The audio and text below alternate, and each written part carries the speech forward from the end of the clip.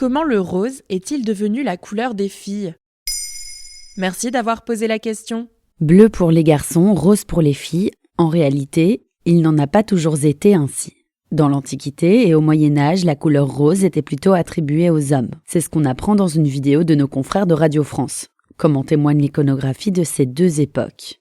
Considéré comme un sous-type de rouge, il était associé aux valeurs de la masculinité. Le pouvoir, l'autorité et la guerre. Il n'y avait même pas encore de mot en grec ou en latin pour dire rose.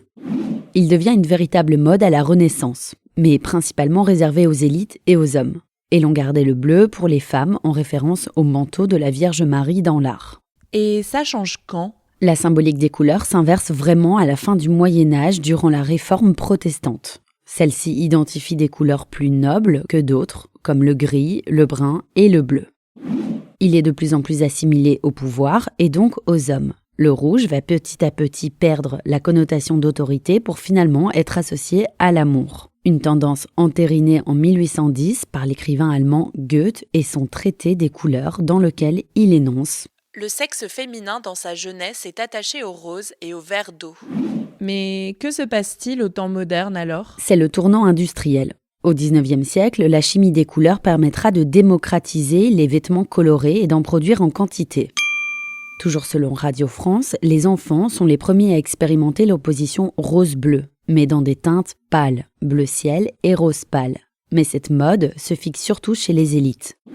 Et ce n'est qu'en 1930, avec l'avènement du marketing, que la tendance se propage à toutes les classes sociales. Ensuite, le rose s'étend aux produits cosmétiques et hygiéniques, comme les shampoings ou encore le dentifrice, mais pas uniquement. La publicité, comme celle de la marque de bière allemande Rheingold, s'empare du rose pour cibler les femmes avant l'arrivée d'un progrès technologique qui va systématiser le rose pour les filles dans les années 80. Et laquelle ? L'échographie, et en particulier celle de la 20e semaine de grossesse. Selon la chercheuse en études de genre Jo B. Paoletti, interrogée par nos consoeurs de Radio France, cette échographie-là rime désormais avec échographie du sexe. Elle devient le moment charnière où l'on connaît le genre du bébé, et donc la couleur qui va guider la préparation de son arrivée.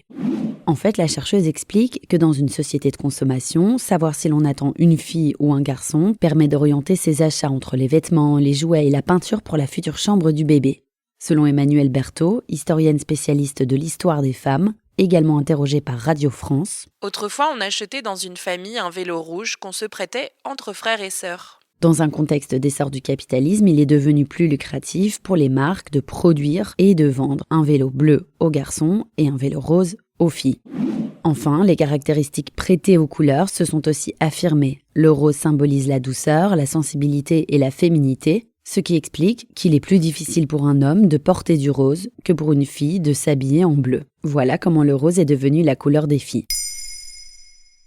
Maintenant, vous savez. Un épisode écrit et réalisé par Johanna Cincinnatis. Ce podcast est disponible sur toutes les plateformes audio.